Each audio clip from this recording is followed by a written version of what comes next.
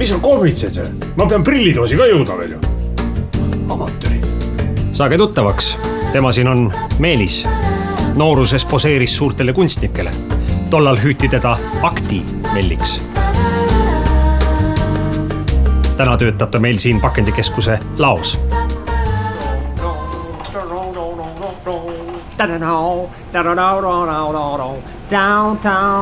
Nüüd kutsume teda omavahel lihtsalt Lao Meeliseks. Üldiselt on meil väga muhe ja asjalik säga.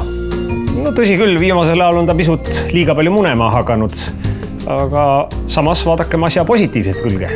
Edaspidi teeme siis niimoodi, et kui mõni tarne minu süül hilineb, sest et ma munesin, saab klient munad kaubaga kaasa. Just nii teemegi. Kui pead pakendikeskuses tellitud kaupa lubamatult kaua ootama, saadame sulle koos kaubaga kingiks munad. Lubame, et enam ei mune. Pakendikeskus. Vastutame munadega.